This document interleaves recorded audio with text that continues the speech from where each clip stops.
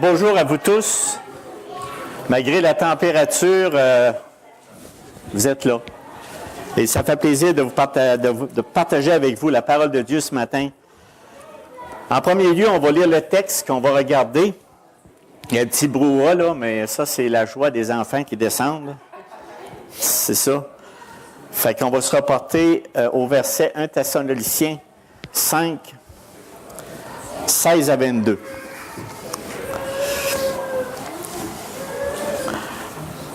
Soyez toujours joyeux. Priez sans cesse. Rendez grâce en toutes choses, car c'est à votre égard la volonté de Dieu en Jésus-Christ. N'éteignez pas l'esprit. Ne méprisez pas les prophéties. Mais examinez toutes choses. Retenez ce qui est bon. Abstenez-vous de toute espèce de mal.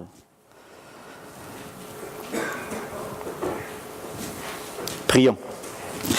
Seigneur, notre Dieu, notre Maître, ces versets qu'on vient de citer, ce sont des versets pleins. En fait, on finit tout par des « et » qui nous commandent, Seigneur, de ces fondements de vie chrétienne. Et Seigneur Dieu, ce matin, ma prière et notre prière, c'est que tu touches nos cœurs par cette parole qui m'a touché premièrement, parce que je veux vraiment la partager avec mes frères et mes sœurs. Et Seigneur Dieu, ces paroles sont tellement riches, tellement pleines de sens et pleines de joie, puis aussi en même temps, ça nous exhorte et ça nous fortifie à rester près de toi. On sait qu'est-ce qu'on a à faire et ça nous dit qu'est-ce que toi tu veux pour nous, faire ta volonté. Cette volonté que tu veux qu'on fasse, elle est écrite noir sur blanc. Seigneur, aide-nous ce matin. Ouvre nos cœurs. Fais-nous du bien par cette parole. Inspire-moi, Seigneur, pour qu'on puisse vraiment être touché. Merci, Seigneur, pour tout au nom de ton Fils Jésus. Amen. D'abord, comme j'ai dit dans ma prière, écoutez, c'est le verset principal qu'on va parler ce matin. Moi, j'ai lu tous les versets ici. C'est 8 fondements de la vie chrétienne. Moi, je dis qui est important. Je veux dire, dans le fond, tout est important. Toutes les Écritures sont importantes. Mais celui que je veux vous parler ce matin, puis c'est le titre de mon message ce matin, c'est « Rendez grâce en toutes choses ». C'est vraiment le verset 18. C'est un fondement de nos vies chrétiennes. Quand je réfléchissais à cette semaine, à ce verset-là, je me disais combien de fois j'ai manqué à ce verset. Combien de fois j'ai oublié ce verset. Ce verset-là, je veux vraiment faire le tour ce matin avec vous. C'est sûr, on peut arrêter là de dire « Rendez grâce et louer Dieu en toutes choses ». Mais c'est plus que ça. C'est beaucoup plus que ça. Et je veux vraiment, Seigneur, par l'Esprit Saint de Dieu, de pouvoir nous encourager vraiment à rester et à rendre grâce à tout ce que Dieu fait en toutes choses. Et là, on a de la misère. Et c'est ça que je veux faire le tour avec les autres en toutes choses. Puis aussi, ce fondement-là, ça nous aide à bien connaître Dieu et son plan divin pour nos vies, pour que nous vivions pour sa gloire. Ça dit aussi pour avoir une plus grande communion intime avec notre Seigneur, c'est-à-dire être constamment sous sa grâce, à son écoute en tout temps, toujours prêt à être régénéré à chaque jour de notre vie par sa parole qui est la Bible. Vous savez, les 3 premiers qu'on parle ici, je me fais quand même un petit survol rapidement. Les 3 premiers, c'est une forte recommandation à ses enfants, pas seulement des bons conseils de Dieu, mais c'est la volonté de Dieu pour chaque chrétien. Paul ici, il insiste sur la responsabilité, notre responsabilité d'individu en ce qui a trait à notre conduite personnelle. En fait, le comportement, la manière de se conduire. Soyez toujours joyeux. Comme j'ai dit la semaine passée, j'avais juste touché le survolé, mais je fais juste un survol encore. On a fait tout un sermon là-dessus, sur la joie du chrétien. Comment c'est important d'être toujours joyeux. On a fait le tour. Que les chrétiens devraient se réjouir en toutes circonstances. C'est là un commandement. La joie du chrétien ne provient pas des circonstances de sa vie, mais des bénédictions qui sont siennes du fait qu'il est en Christ. La plus grande joie qu'on peut avoir, c'est en Jésus-Christ. Il n'y en a pas d'autre. Les choses de ce monde vont passer. Elles passent. Et un jour, on est parti, on meurt, et bon, mais qu'est-ce qu'il y a de plus grand? La joie en Jésus-Christ. Le chrétien qui demeure dans la tristesse et la dépression désobéit à un commandement. à ce commandement d'une manière ou d'une autre. Ça veut dire qu'il n'y a pas confiance en Dieu, en sa puissance, en sa providence ou en son pardon. Prier sans cesse. Prier continuellement ne signifie pas prier sans arrêt, mais de maintenir dans la mesure une communion incessante, sans nécessairement être à genoux. On est constamment en prière sur certaines choses dans nos vies qui nous arrivent à n'importe quel temps de la journée. Et c'est souvent brisé par notre insouciance que Dieu est là, présent. Et là, j'arrive au troisième point, rendez grâce en toutes choses, car c'est votre égard la volonté de Dieu en Jésus-Christ. Les deux premiers qu'on vient de faire se rapportent au temps d'une personne toujours et sans cesse, toujours joyeux et sans cesse en prière. Mais là, on se rapporte ici aux circonstances de la vie, des faits particuliers qui accompagnent un événement. Imaginez, nous devons rendre grâce en toutes choses, bonnes ou mauvaises. Car, le mot « car » introduit une explication, c'est la volonté de Dieu en Jésus-Christ, en ce qui nous concerne. Puis si on fait ces trois choses-là, on accomplit sa volonté. Donc, en résumé, tous ceux qui sont véritablement Jésus-Christ accomplissent sa volonté de Dieu en étant toujours joyeux, en priant sans cesse et rendant grâce en toutes choses. C'est vraiment mon point central du message de ce matin. Vous pensez que j'ai fini? Non, j'ai d'autres choses à vous dire. Beaucoup de chrétiens ne comprennent pas ce commandement, de rendre grâce en toutes choses. En faisant ça, on se prive d'une grande bénédiction. Vraiment. Pourquoi? Parce qu'on ne le comprend pas, puis en ne le comprenant pas, on ne le pratique pas. Puis mon but, là, aujourd'hui, quand vous allez partir après ce message, gardez une phrase. Rendez grâce à Dieu en toutes choses. Et là, je vous le dis, je vais expliquer davantage, mais c'est ça qu'on doit retenir. Et cet effet-là, c'est parce que nous, les êtres humains, on est habitués à se tourner vers nous, notre pauvre petit moi. Mais on devrait être content de tout ce que Dieu... Parce que Dieu est en charge. Et ça, je vais vous le dire et vous le prouver avec le reste du message. Mais d'abord, si on n'a pas ces trois premiers-là, comment voulez-vous faire les 5 qui suivent? Parce que les 5 qui suivent, ça traite de la conduite du chrétien au sein de l'Assemblée des croyants. Si on n'a pas les 3 premiers, là, bien, on a de la misère à appliquer. N'éteignez pas l'esprit. Comment voulez-vous, si on ne prie pas, on n'est pas toujours joyeux de notre assurance du salut, notre salut, et en même temps, on rend grâce de tout ce qui nous arrive, bien, à ce moment-là, on éteint l'esprit. On éteint. Fait qu'il dit ici, n'éteignez pas l'esprit. Les croyants peuvent s'opposer à l'esprit, à l'œuvre du Saint-Esprit, et c'est contre cela que Paul nous met en garde. Donc, fais juste un survol. Ne méprisez pas les prophéties. On a une grosse tentation de mettre nos idées égales à la parole de Dieu. Puis ça n'est même pas écrit dans les Écritures.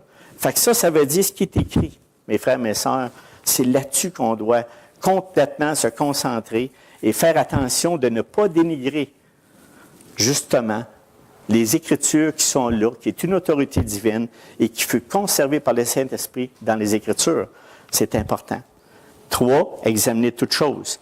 Donc, c'est un élément pour pouvoir rendre grâce. C'est des éléments qu'on doit mettre en pratique. C'est toujours le fondement de la vie chrétienne. Examinez toutes choses. Prenez le temps de regarder ce qui se dit pour voir si ce que Dieu dit est vrai. Ce que vous entendez, comparez ça avec les Écritures. Est-ce que c'est vraiment authentique? Est-ce que ça vient de Dieu? Retenez ce qui est bon. Cela veut dire retenez des choses qui sont en harmonie avec le Saint-Esprit, c'est-à-dire que le Saint-Esprit est communiqué dans la parole. Retenez ce qui n'est pas bon. Tu sais, je veux dire, il y a des choses, il y a foule de petites choses qu'on a dans l'esprit. Des fois, quand on regarde l'Écriture, c'est pas valide. Donc, il faut vraiment valider nos pensées. Puis là-dedans, c'en est une. Quand on parle, rendez grâce en toutes choses. On a foule d'idées dans notre tête. Et écoutez, Mohanu pour la semaine, là, pour vous en parler aujourd'hui. Puis il y a beaucoup d'idées qui nous viennent, mais en même temps, c'est celle des Écritures que je veux vous parler ce matin. C'est pas celle de Gérard Chouinard, je veux pas celle de... C'est pas important, c'est ce que Dieu dit qui est important. Retenez ce qui est bon. Abstenez-vous de toute espèce de mal. Les faux enseignements, la mauvaise vie devraient tous deux être rejetés et évités. Toute espèce de mal.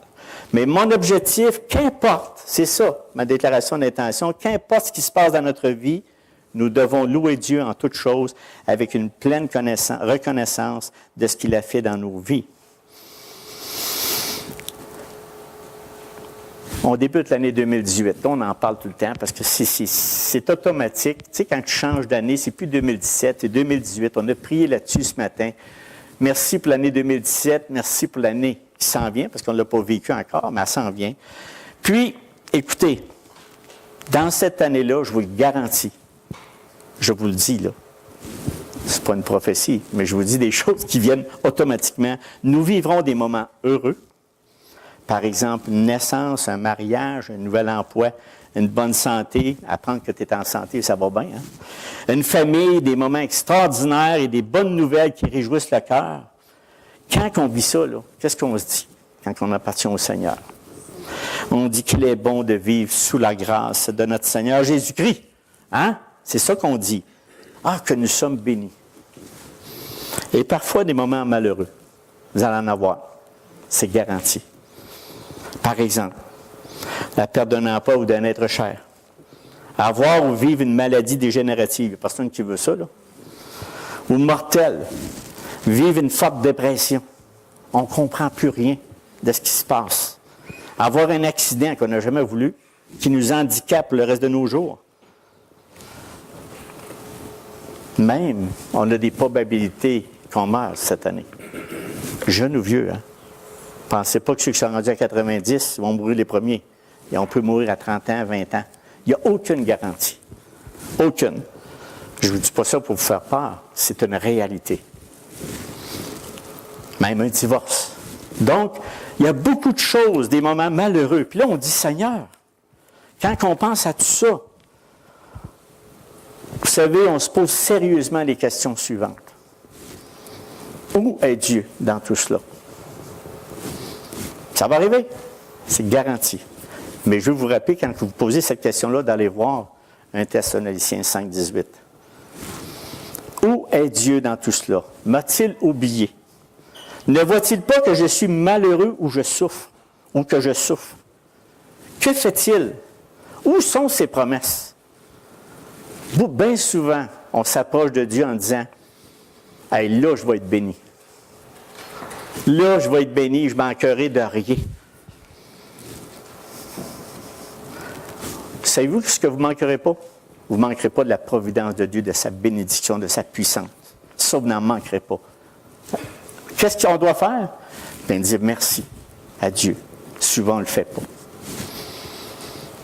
Et ce matin, je vous parle d'un verset qui est important à comprendre. On doit le comprendre parce que j'essaie de transmettre ce que j'ai lu, approfondi, de rendre grâce en toutes choses.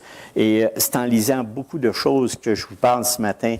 Je ne veux pas vous sortir d'ici mêlés, mais je veux vous sortir d'ici convaincu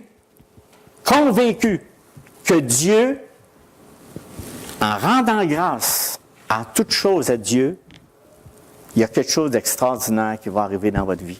Puis je vais vous donner les éléments. Vous allez dire, « Hey, Gérard, c'est facile de rendre grâce à Dieu quand tout va bien. » Mais quand, n'est-ce pas insensé? C'est-tu insensé de rendre grâce à Dieu quand nous sommes malheureux? Non?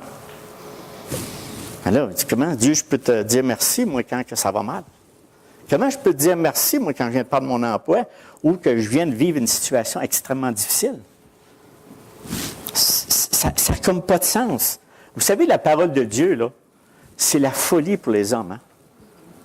Mais pour Dieu, pour ceux qui y appartiennent, c'est la sagesse de Dieu en toute puissance. Il faut croire ce qu'il nous dit. Il faut vraiment l'appliquer, le mettre dans nos vies. Donc, on va voir vraiment rendre grâce. Après ça, on va voir en deuxième lieu, en toutes choses. Et car c'est la volonté de Dieu en ce qui nous concerne, c'est le troisième élément. Rendez grâce en toutes choses, je vous le lis, c'est à votre égard la volonté de Dieu en Jésus-Christ. Ça, c'est Louis II.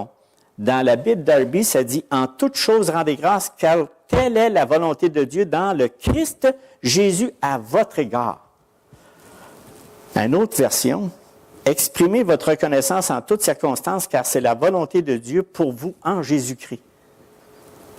C'est-à-dire que c'est la volonté de Dieu qu'on puisse lui rendre grâce et lui le louer comme on a fait ce matin et dire merci. Remerciez Dieu en toutes circonstances, telle est pour vous la volonté que Dieu a exprimée en Jésus-Christ. Ça, c'est la Bible, ça meurt. Si nous considérons qu'il est notre Sauveur, alors Dieu exige à chacun de nous que nous lui rendons grâce en toutes choses et c'est sa volonté que nous le fassions. Là, je vais donner des définitions. Rendre grâce, ça veut dire quoi ça? Définition du mot reconnaissance. Sentiment qui incite à se considérer comme redevable envers la personne de qui on a reçu un bienfait. On n'est pas redevable devant Dieu? Mais en. Gratitude. Témoigner sa reconnaissance à quelqu'un. C'est un acte par lequel on admet l'existence d'une obligation. Alors, mais ça ne me tente pas matin. Là. Non, non, non. C'est une obligation. Si on reconnaît la puissance de Dieu dans nos vies, hey, Seigneur, mais merci. Ben oui, mais il vient d'avoir une étiquette, ça va bien. Mais merci. Seigneur, il y a quelque chose qu'il faut que j'apprenne là-dedans. Allez moins vite. Ça, c'est tout. Mais il reste quand même que il faut, c'est ça, c'est aussi simple que ça, parce que dans ça, vous allez voir l'exemple que je vais donner, parce que je vais vous donner des exemples concrets. Là, c'est juste de quoi, c'est flou un peu, mais écoutez jusqu'à la fin. J'ai un témoignage dans ça, j'ai au moins 2 témoignages là-dedans, que je vais vous raconter, qui m'ont vraiment touché. Et perdez-moi pas de vue, là. Louer Dieu en toutes choses, c'est le mot louer veut dire vanter les mérites ou les qualités. De qui vous pensez? De Dieu. Célébrer sa grandeur, ses bienfaits. Louange, parole par lesquelles on fait l'éloge de quelqu'un. Je répète, car la volonté de Dieu signifie d'être toujours dans la joie. Nous devons prier sans cesse et nous devons faire constamment des actions de grâce pour ceux qui sont en Jésus-Christ, sur tout ce qui nous arrive. Maintenant, je vais vous donner l'importance qui va nous inciter, parce que moi, après avoir lu ce verset-là, je vais vous dire que j'ai le goût de rendre grâce régulièrement à Dieu. Par exemple, on va voir l'importance d'être toujours en gratitude envers Dieu. Parce que le manque de gratitude, de reconnaissance, ça, c'est le propre du cœur non régénéré. Reportons-nous dans Romains 1, 18, 25. Écoutez, ces versets-là, ces 7 versets-là parlent par eux-mêmes. Puis, quand tu lis ça, c'est quand tu n'es pas reconnaissant, tu ressembles exactement à ceux que Paul décrit ici. La colère de Dieu, Romains 1, 18, 25. La colère de Dieu se révèle du ciel contre toute impiété et toute injustice des hommes qui retiennent injustement la vérité captive. Car ce qu'on peut connaître de Dieu est manifeste pour eux, Dieu le leur ayant fait connaître. En effet, les perfections invisibles de Dieu, sa puissance éternelle et sa divinité se voient comme à l'œil nu. On n'a aucunement... Ça se voit, c'est évident. Les gens de ce monde, de toute sa création voient ce que Dieu fait. Depuis la création du monde, quand on le constate dans son ouvrage, ils sont donc inexcusables. Mais gardez bien au verset 21 que je vais attirer votre attention. Car ayant connu Dieu, ici, par la conscience et la révélation générale, parce qu'on le voit, nous autres mêmes, c'est encore mieux. Dieu nous a ouvert les yeux, c'est encore plus grand. Ils ne l'ont point glorifié comme Dieu, ils ne l'ont point rendu grâce, ils ne lui ont point rendu grâce. Mais ils se sont égarés dans leurs pensées et leurs cœurs sans intelligence, ils ont été plongés dans les ténèbres. Quand on manque de gratitude envers Dieu, là, on manque à ça ici. On est exactement comme des incroyants. On sait que Dieu est là. On sait que Dieu fait du bien. Mais en même temps, on n'est même pas reconnaissant de ce qu'il fait. Même si ça va mal. Même si ça ne va pas bien comme on voudrait. Se vantant, on continue, se vantant d'être sages, ils sont devenus fous.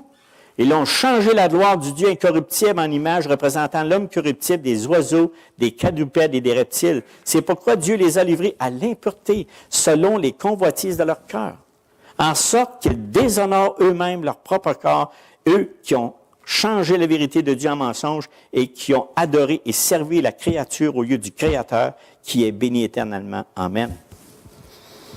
Est-ce qu'on comprenons-nous réellement la profondeur de ces versets, surtout le verset 21. Moi, j'ai vu des personnes qui disent qu'ils se sont tournés vers Dieu, Dieu appelle tous les êtres humains sur la terre. Mais souvent, on dit à Dieu si. On donne les commandements à Dieu. Là. Je ne sais pas comment il fait, là. Mais on donne les commandements à Dieu. Là, il faut que tu me fasses du bien. Parce que ça, c'est la seule preuve qu'il va me donner que tu m'aimes. Mais j'ai fini le message, vous allez voir que ce n'est pas ça pantoute. Ben, c'est des personnes, justement, qui font ce qui est de la folie. Toi, si tu te vantes de toutes sortes de choses, tu viens que tu méprises même Dieu.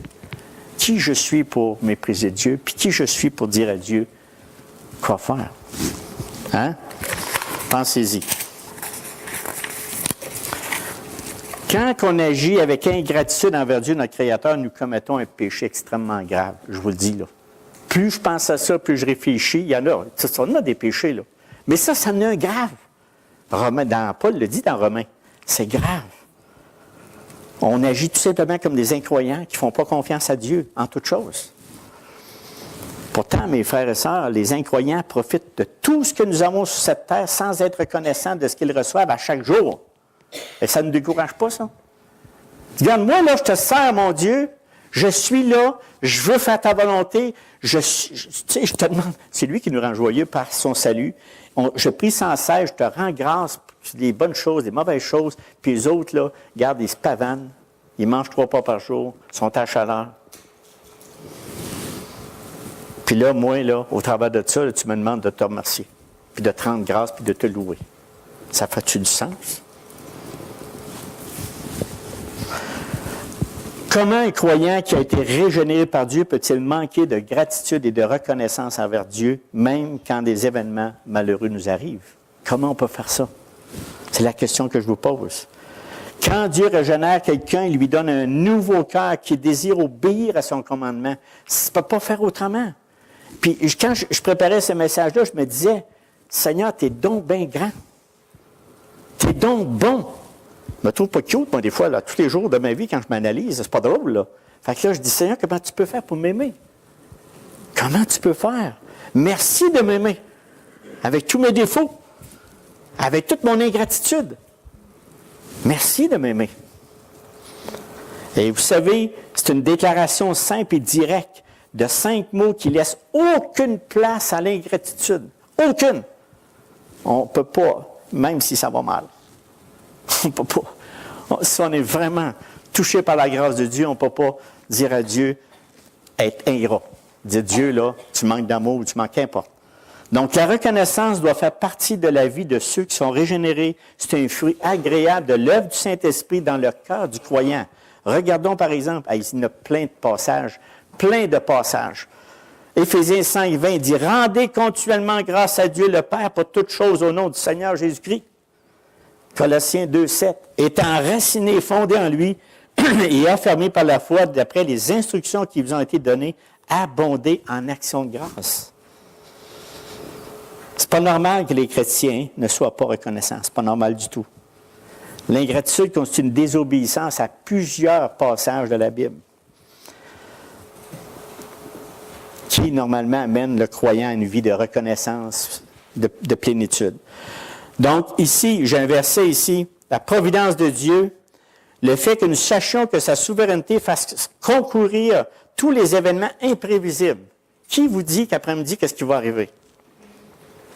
Personne ne le sait. Il faut le vivre. OK? Chaque jour, on a un chauffeur un matin, personne ne le savait qu'il n'y aurait pas de chauffeur, mais en tout cas, c'est pour dire, dans notre vie de croyant à sa bénédiction ultime pour nous, il y a tout le temps, même toutes sortes d'improvisations qui arrivent dans notre vie, des événements. Dieu est toujours là et il nous bénit. Cela devrait nous pousser à rendre grâce pour toutes choses dans notre vie, pour son dessein éternel, pour nous. Moi, là, j'ai un psaume 745. Vous avez le devoir de lire ça tout au complet. Moi, je vais juste vous donner quelques versets qui nous donnent cette plénitude-là. C'est vraiment, le psaume 145 dit, ça n'est une, ça. On loue Dieu. Je t'exalterai, ô mon Dieu, mon roi, et je bénirai ton nom à toujours et à perpétuité. Chaque jour, je te bénirai et je célébrerai ton nom à toujours et à perpétuité. L'Éternel est grand et très digne de louange, et sa grandeur est insondable. Que chaque génération célèbre tes œuvres et publie tes hauts faits.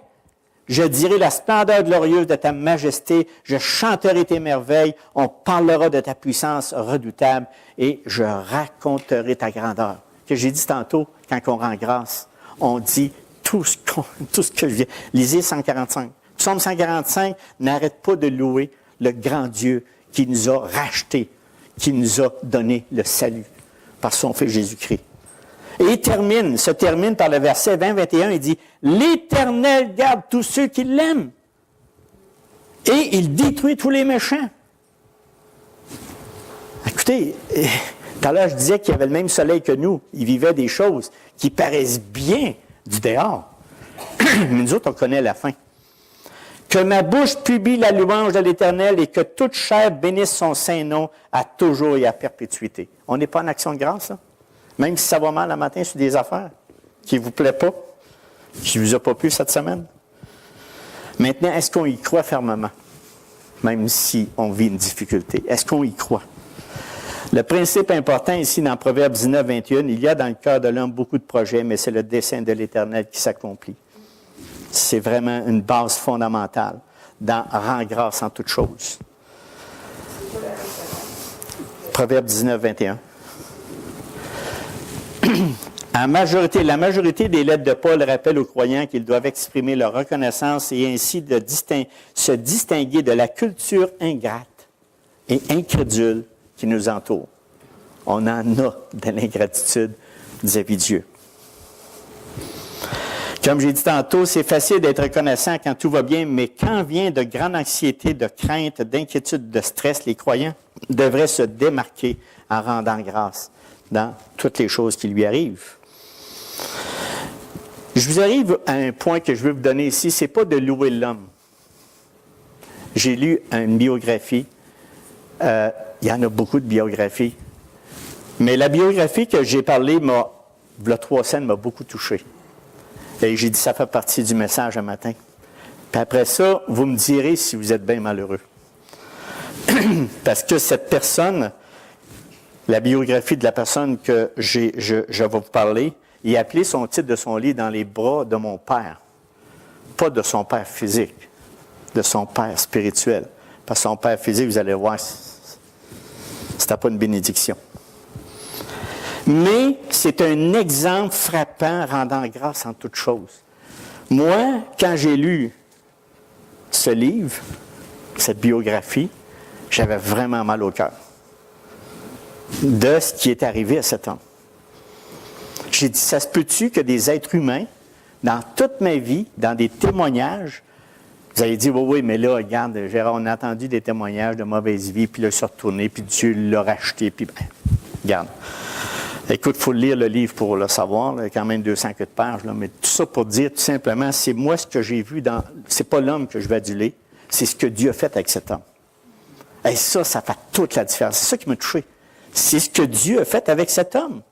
C'est vraiment, là, j'ai vu la providence de Dieu, l'autorité suprême de Dieu, que c'est lui qui gouverne toutes choses. C'est incroyable. Je suis qui, moi, à côté de ça? Je suis aussi pire, dans le fond. C'est pas grave, c'est pas un petit péché et un gros péché. C'est pas ça qui est important. Mais c'est de voir qu'est-ce que Dieu fait et qu'est-ce qu'il décide. Et nous, là-dedans, comment on peut être ingrat? Même si on n'a pas vécu sa vie, c'est pas important. C'est de nous voir vraiment pécheurs et qu'on a besoin de sa grâce. On a besoin de dire merci Seigneur de m'avoir sorti des ténèbres. Merci de m'avoir donné de la lumière. Vrai? Donc ici, en lisant ça, j'ai vraiment vu, et avec, j'ai lu d'autres choses, mais ça en est un principal, ça m'a aidé à approfondir l'importance de lui rendre grâce en toutes choses. Même qu'à son livre, il y avait une adresse Internet, j'y ai même écrit. Tellement ce livre m'a touché parce que j'y ai dit, continue. Puis je ne l'ai pas loué lui, j'ai loué Dieu de ce qu'il a fait avec lui. Tu comprends? Je ne l'ai pas élevé l'homme, je voulais élever Dieu de ce qu'il a fait avec lui. Puis il m'a dit merci, Je continue, ça m'encourage, parce que c'est un exemple vrai et vécu, là. J'en ai jamais entendu des choses aussi terribles que ça. Maintenant, je vais vous donner un extrait. Puis les mots, ça le dit ce que ça veut dire. Vous allez entendre. Vous allez voir là-dedans d'où était la personne. OK? Mon père, fermier, était grand et brun, avec les yeux sombres. Son épouse était petite, avec des cheveux châtains et des yeux clairs. Lui était violent. Elle, gentille et sociable. Ma mère était une belle femme, de 7 ans plus jeune que mon père et très différente de lui sur bien des points. Très intelligente et scolarisée, elle a eu le cœur brisé par le décès de son unique sœur, emportée par une pneumonie, à l'âge de 12 ans. Elle ne s'est jamais remise, elle ne s'en est jamais remise. Plus expansive que mon père, elle nous parlait souvent de notre tante que nous aurions tellement aimé connaître. Pourtant, ma mère était d'une étrangère pour moi. À cause de la jalousie maladive de mon père, je ne pouvais avoir aucune relation avec elle. Elle ne pouvait ni me dire bonne nuit, à demain, ni passe une belle journée, ni viens ici, mon fils. Ça n'a pas l'air d'aller, hein? On va en parler un peu. À rien de ça. Encore moins je t'aime, je tiens à toi. Un fils, as-tu besoin de ça? Moi, je peux te dire que oui. Elle me parlait toujours sur un ton agressif, ce n'était pas ce qu'elle voulait, bien au contraire. Mais si elle prononçait des paroles douces, elle se faisait battre par mon père. En se faisant crier dessus, tu veux coucher avec ton fils, putain, va coucher avec. Allez, vas-y, connasse, toutes sortes de mots. Puis, elle a recommencé à le battre. Tu sais, c'est des mots durs. Je vous dis, j'ai dit à ma femme, quand j'ai lu les premiers chapitres, j'ai dit, ce livre est très dur à lire. Mais en même temps, je voyais ce que Dieu a fait à la fin, parce que je ne savais pas où il en allait. Je continue. Il dit, je la voyais comme une femme de ménage, une bonne qui nettoyait, faisait la vaisselle et toutes les autres tâches domestiques. Mais ce qui me faisait le plus souffrir de sa part, c'était qu'elle ne me donnait pas l'affection et l'attention qu'un enfant attend de sa maman. Je ne la connaissais tout simplement pas. Je n'ai pas souvenir de me faire prendre dans ses bras. J'aurais tant aimé. Elle l'a pris dans ses bras, mais il y avait 40 années quand il s'est converti. Mais c'est quelque chose. Il était dans le ventre. Et là, c'est pas, je sors du texte. Il était vraiment, là j'ai résumé, il était dans le ventre de sa mère, ben, lui-même, son père le battait. Il n'était même pas au monde. Il le battait en donnant des coups de pied sur son ventre, jusqu'à que ça devienne bleu. Il l'appelait le bâtard. Jamais par son nom. Il n'a jamais prononcé son prénom. Il l'appelait le bâtard. Battu régulièrement et pour rien par son père dès son jeune âge. Il a commencé à travailler dès l'âge de 4 ans. Son père préparait des combats avec d'autres jeunes, avec des paris. Celui qui l'emporte avait l'argent. Donc, lui, il ne voulait pas perdre, parce que s'il perdait, son père le battait. Il est devenu extrêmement violent. Criminel endurci, sans foi ni loi, et connu dans sa jeunesse des agressions physiques, sexuelles et centres de réforme mettez-en. À l'âge adulte, la prison et les centres de thérapie. Victime de la brutalité d'un père psychotique, il a totalement été privé d'affection dès son plus jeune âge. Sa vie a été gravement touchée. Il est devenu délinquant, drogué, insociable, avec aucun amour pour son prochain. Un inadapté social, échec avec les femmes, car il ne savait pas comment aimer et être aimé. Troublé dès son enfance, il le resta jusqu'à ce que Dieu intervienne dans sa vie à l'âge de 44 ans. Écoutez, je viens de vous dire ce qu'il vient de vivre en résumé. Il y avait 2 ou 3 chapitres pour ça. J'ai dit, il y a des hommes sur cette terre, j'ai dit, Dieu dans sa providence. Puis vous allez voir que c'est Dieu de A à Z qui a tout fait. Un jour, cet homme a répondu à l'appel de Dieu, puis il est en train de faire un crime, là. Il est en train de commettre le crime. Et dans sa cabane, ce qu'il faisait ça parce qu'il préparait la drogue, bien, il y a eu une explosion. Une explosion dans la cabane où ce qui aurait pu être défiguré et brûlé vif. Et il dit ceci. Le feu de l'explosion tourbillonnait dans ce qu'il restait de la cabane. Il était tellement dense et épais et concentré, il me menaçait de toutes parts. Cela semblait irréel, mais je pouvais voir autour de moi une espèce d'écran de protection qui me préservait des flammes mortelles. Cet écran formait une boule qui m'enveloppait et me protégeait. Malgré le feu tout autour de moi, je ne ressentais pas sa chaleur. Non, je n'hallucinais pas. Je ne rêvais pas non plus. J'étais bel et bien au milieu d'une cabane en feu. Mais sain et sauf, sans la moindre brûlure ni égratignure. C'est un vrai miracle. Hein? C'est un vrai miracle. Il raconte ça, mais il n'y a pas de... c'est parce que ça l'a complètement renversé. Il n'en croyait pas ses yeux. Il est sorti de là-dedans. Il était dans le milieu de la cabane. L'explosion s'est faite là, puis Dieu l'a sorti indemne, brûlé de nulle part, complètement protégé. Il est sorti indemne de cette explosion, un phénomène totalement surnaturel. En regardant la cabane brûler tout d'un coup, il entendit une personne qui parlait à l'intérieur de lui et lui disait ceci: « Tu as été choisi, je t'ai sauvé, car j'ai besoin de soldats comme toi. J'ai besoin de toi pour accomplir la mission. » Il se demandait ce qui passait s'il ne virait pas fou. Là. Il y a un paquet d'explications qu'il donnait là-dedans. Mais savez-vous, tout dans son cheminement spirituel, je vous dis, ce n'est pas de vanter le gars, c'est vraiment de dire comment Dieu travaille. Nous qui sommes des fois complètement ingrats de ce que Dieu fait dans nos vies, peut-être en plus petite échelle, peut-être en plus grande échelle, on ne sait même pas. Mais en tout cas, moi, mon but, c'est de susciter comment lui, pensez-vous qu'il rend grâce à Dieu, là? C'est garanti. Un des éléments majeurs dans sa guérison spirituelle qui a dû surmonter de toutes ses forces, savez-vous c'est quoi? Il était capable de pardonner à tout le monde qui a fait du mal, même à son père, même à tous ceux qui ont fait du mal. Il était prêt à pardonner. Ça a été savez-vous c'est quoi qui était le plus dur pour lui? Se pardonner lui-même. Parce qu'ils ont dit à Alain, es-tu prêt à te pardonner pour tout le mal que tu as fait aux autres? Il n'y avait pas de problème. À te pardonner. Il dit, allez, es-tu prêt à te pardonner pour tout le mal que tu as fait aux autres? Il a répondu, non. Je ne suis pas capable de me pardonner. Ça a été, ce qu'on vous parle là, ce n'est pas des affaires qui s'est passé une semaine, 2 semaines. Là. Ça a pris 2, 3, 4, 5 ans avant qu'il revienne complètement, avant que Dieu le guérisse complètement.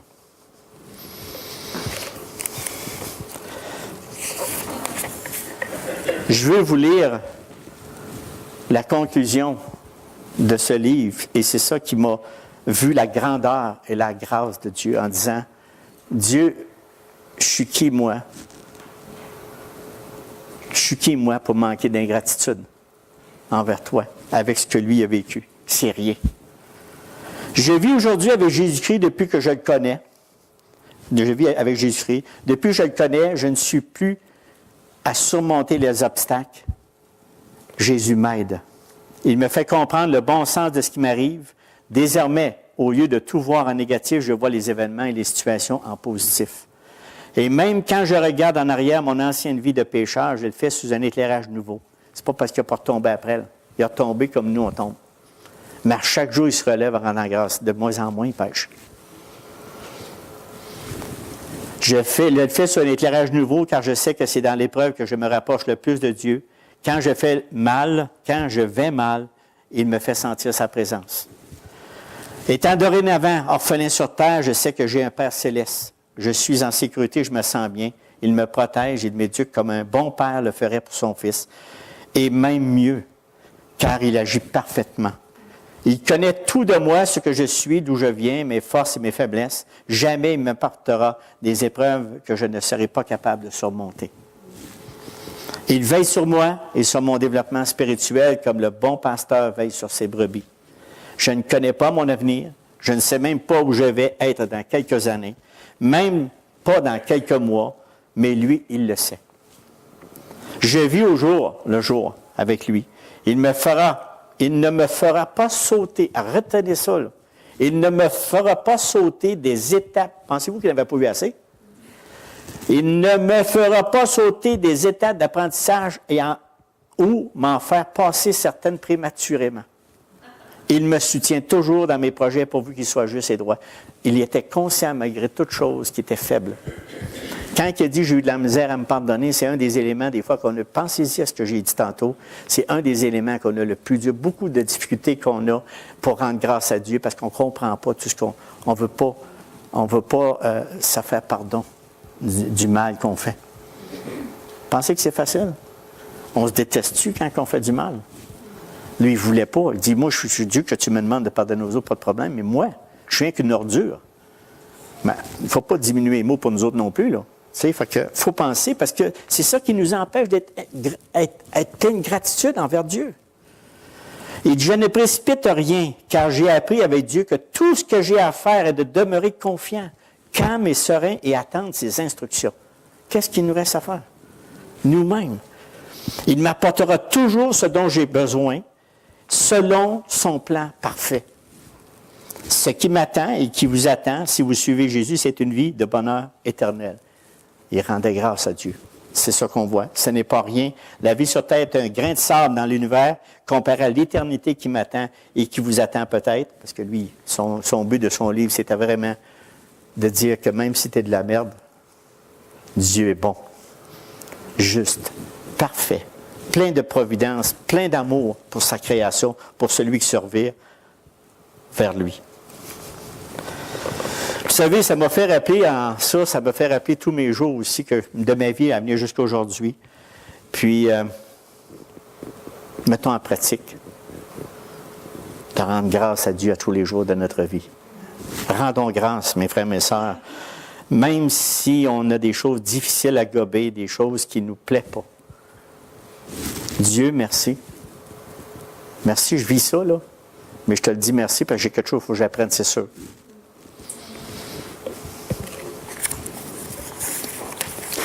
Deuxième point en toute chose.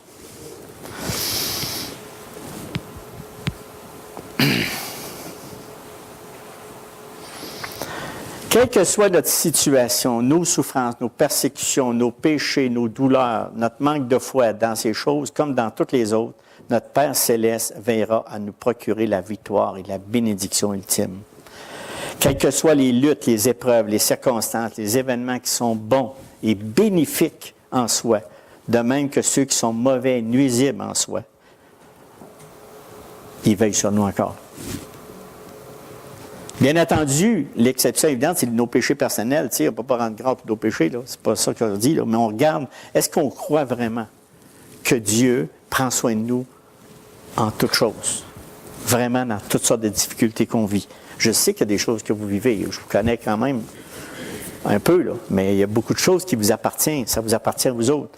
Mais ce matin, je veux dire, on doit être encouragé par cette parole de Dieu de rendre grâce en toutes choses, de dire, Dieu, je veux te connaître davantage. Regardez ici dans Actes 5, 41. Est-ce qu'on y croit ce que je suis en train de parler? Les apôtres se retiraient de devant le Sanhédrin, joyeux d'avoir été jugés dignes des outrages pour le nom de Jésus. Jacques 1, 2 et 3. Mes frères, regardez comme un sujet de joie complète les diverses épreuves auxquelles vous pouvez être exposés, sachant que l'épreuve de votre foi produit la patience. Et là, il y a un autre verset qui nous tape ses nerfs des fois, quand on le lit, puis qui paraît de rien, qui est vraiment accroché à ça. Vraiment accroché à ça. Romains 8, 28. Nous savons du reste que toute chose concourt au bien de ceux qui aiment Dieu et de ceux qui sont appelés selon son dessein. Je pourrais prolonger le sermon, la prédication d'une autre heure. Juste ça. Mais là, on va vous ménager. Mais c'est juste pour vous dire que comment, Seigneur, nous savons du reste que toute chose concourt au bien. Ça veut dire que quand que ça va mal ou que j'ai des preuves, ça va bien. Dieu, lui, il se sert de ça. Il se sert de ces éléments-là. C'est pas compliqué. C'est incroyable de voir comment la providence de Dieu, comment il prend soin de nous malgré nos difficultés. Par exemple, prenons la vie de Daniel. Daniel, parce qu'il n'a pas obéi à l'édit du roi Darius, qu'est-ce qui est arrivé? On l'a mis dans la fosse à lions. Qu'est-ce qui est arrivé? Les lions n'ont pas pu toucher à Daniel. Et le roi était bien content parce qu'il est sorti là, mais les autres ont passé avec les lions.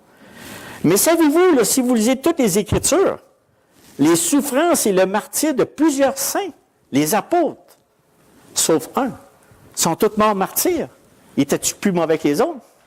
Même dans les Écritures, quand on voit même dans l'histoire des Églises qu'on a parlé, les 7 Églises, on a eu des saints là-dedans qui ne faisaient que la volonté de Dieu, pleinement, tous les jours. Toujours, sont morts martyrs.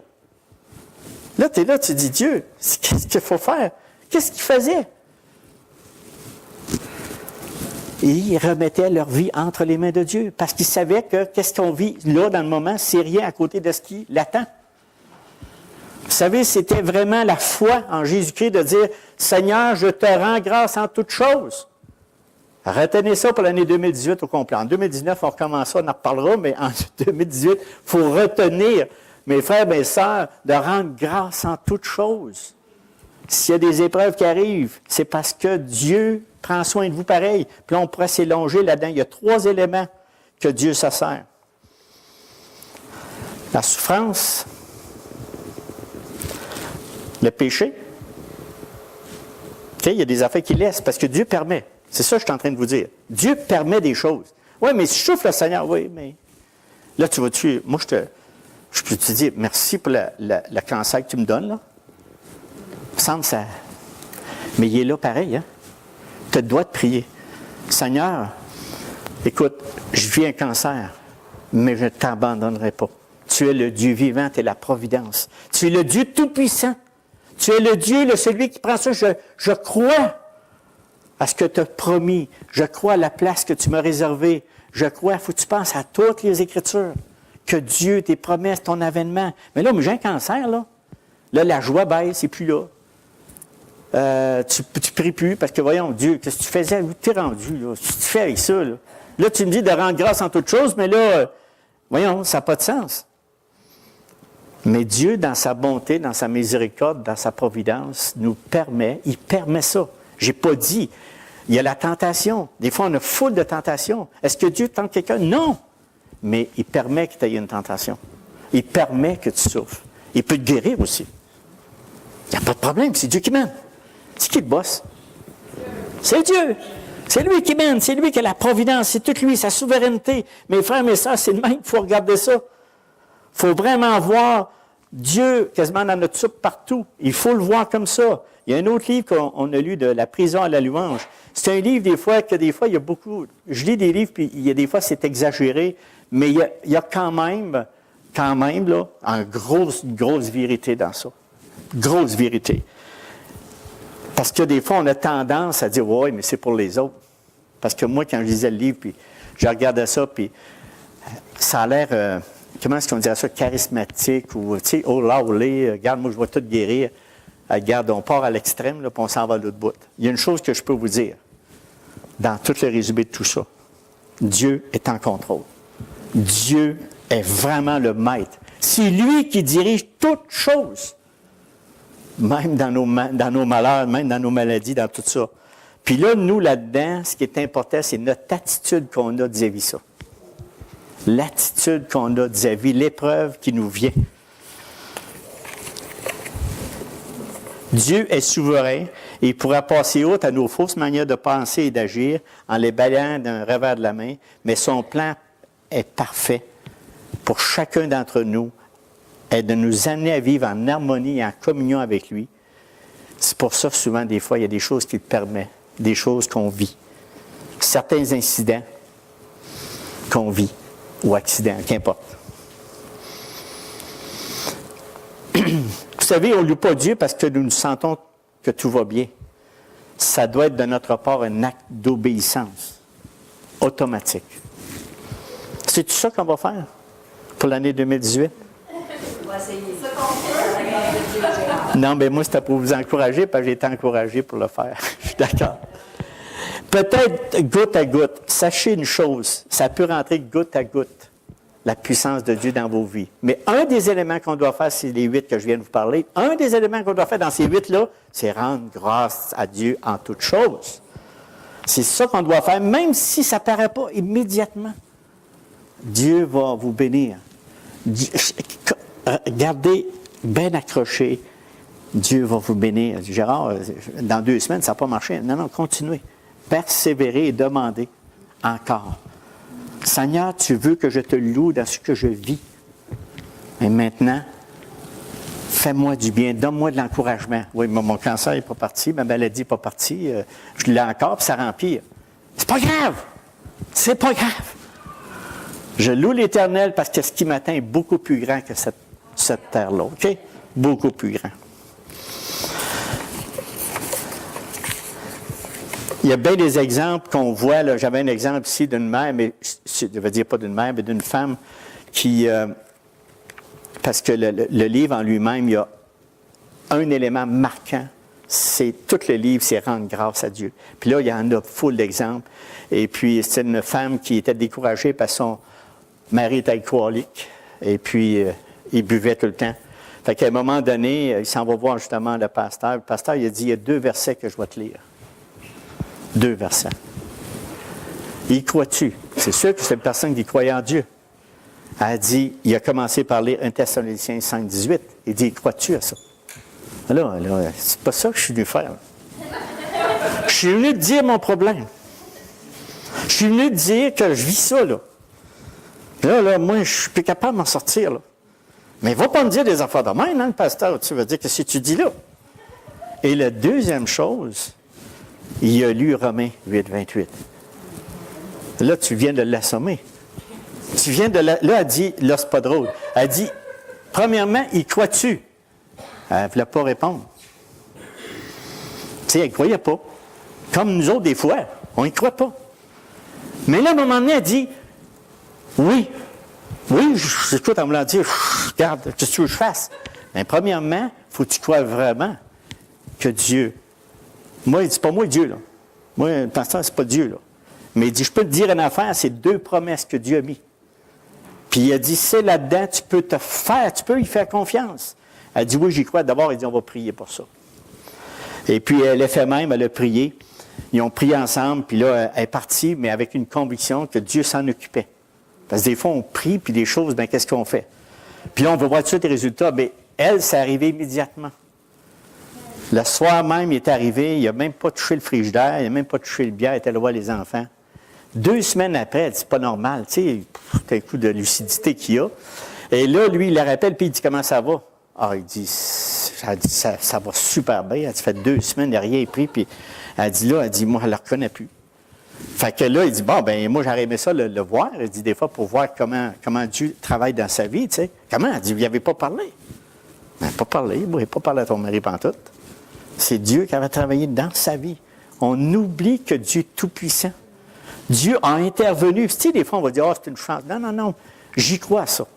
Dieu intervient. Et lui, elle n'en revenait pas. Elle dit, gloire à Dieu. Là, m'a dit qu'elle rendait grâce à Dieu. Hey, là! Merci, Seigneur! Pour le miracle.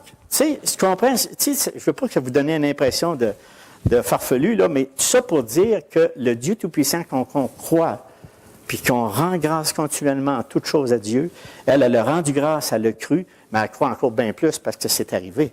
On ne sait pas la suite de l'histoire. Mais ce qui l'a impressionné, c'est qu'il n'y avait pas parlé. C'est Dieu qui a tout opéré ça. Comme il a opéré dans celui que j'ai parlé tantôt, d'Alain. C'est Dieu, avec l'explosion, ça l'a réveillé. Des fois, Dieu agit drôlement. Hein? Des choses assez spectaculaires, mais en tout cas. Mais tout ça pour vous dire, et je veux terminer par le dernier point de ce que je veux dire là-dedans. Vous savez, moi-même, j'ai vécu des périodes, même dernièrement, des périodes difficiles, puis la seule solution qu'on peut faire pour arriver, je parle en connaissance de cause, c'est ça que je suis en train de vous dire. Et puis, vraiment, Dieu nous libère. Il nous libère vraiment. Croyez ça, mes frères et sœurs. Rendre grâce en toutes choses à Dieu, ça vaut la peine. Et ça encourage. Vous savez, dans tout ça, l'année qui s'en vient, il va arriver toutes sortes de choses. Toutes sortes d'éléments. Ça va vous décevoir. l'Église, parce que lui, à un moment donné, celui que je vous ai parlé tantôt, là, ça faisait même pas 6 mois dans le livre. Mais c'est quoi ces chrétiens-là? C'est vraiment dans le livre. Lui, il était content de la grâce de Dieu, d'avoir été touché par la grâce de Dieu, mais quand il est arrivé à l'Église, il dit, hey, il y a des pécheurs là-dedans. Oui, c'est sa grande réalité, là. Mais Dieu ne l'a pas lâché là. Dieu ne l'a pas lâché là. Et il a continué à le bénir parce qu'il rendait grâce continuellement à Dieu en disant, merci Dieu de m'avoir sauvé, de m'avoir donné cette vie réelle. Oui, il a vu ça. Puis là, il a compris avec le cheminement que, ben oui, on est tous des pécheurs. Lui, mettons, il dit, beaucoup, lui, il a beaucoup fait, donc il y a beaucoup, qu'importe, là, Dieu mesure ça dans tous les sens, mais dans le fond, ce qu'il a compris à la fin de son livre, c'est ce que je vous ai lu tantôt. Parce que c'est ça qu'on doit avoir dans notre tête, nous autres. Dans notre tête, il dit, même s'il nous arrive n'importe quoi, Dieu est en charge. Dieu mène nos vies. Espérez en lui. Espérez en lui. Qu'il arrive n'importe quoi, mes frères et sœurs, je voulais vous donner une push pour l'année 2018, vraiment. C'était mon méchant, je ne pensais pas, en tout cas. C'est pas grave, il est là. Je suis en train de le donner. Donc, dites-lui merci en toutes choses, ça soit bonne ou mauvaise. Il y a des éléments qui nous arrivent, comme j'ai dit, puis je ne vais pas me répéter là-dessus. Fait que l'Assemblée, comme tantôt Vincent a parlé justement des changements qui peuvent arriver en 2018, mon message est en application avec ça aussi. C'était toute une suite. Moi, vous savez, ce qui arrive à Tony et à Nathalie, bon, ben c'est dans les voies de Dieu. Prenons ça, rendons grâce à Dieu de ce qu'il fait dans leur vie. Rendons grâce à Dieu de ce qu'il fait dans nos vies. Puis remettons cette assemblée-là en Jésus-Christ. Elle appartient au Christ. Puis moi, là, mon message, mes frères et mes sœurs, là, c'est vraiment que vous soyez encouragés. Perdons pas les pédales. Là, on va parler, à un moment donné, on va avoir un enseignement sur l'eschatologie. Pas l'eschatologie, mais sur l'ecclésiologie. Bon, écoutez, il y a des choses qu'on doit apprendre. On a toute notre vie à apprendre sur Dieu. J'apprends encore. Puis des fois, il faut oublier des choses, il faut se rappeler. Bien, soyez ouverts, soyez pleins du Saint-Esprit pour écouter, entendre, corriger, changer, transformer, régénérer. Régénérer pas qu'une fois, là. Soyons régénérés constamment par la parole de Dieu. C'est ça mon exhortation que je vais vous donner ce matin. Là, je ne sais pas, mes frères et sœurs, malheureusement, je veux dire, pas malheureusement, mais je pars mardi. ça me fait, mais c'est parce que je veux vous saluer. Puis, écoutez, je pars quasiment du reculon, mais de toute façon, c'est prévu pour le 9. Fait que je vais penser vraiment à vous autres. Je vais avoir des bonnes pensées pour vous autres, j'espère, puis vous autres, des bonnes pensées pour moi, mais que Dieu vous bénisse dans tout ça. J'ai hâte de revenir. Je pars, j'ai hâte de revenir. OK? C'est vraiment, là, je suis bien sérieux. Fait que je vous aime. Pardon? 30 mars. Du 9, je pars du 9 au 30 mars. Donc, le 30 mars, on revient 80 jours. Mais vous allez voir, ça passe vite. Vous allez voir, soyez bénis là-dedans. Puis, oui.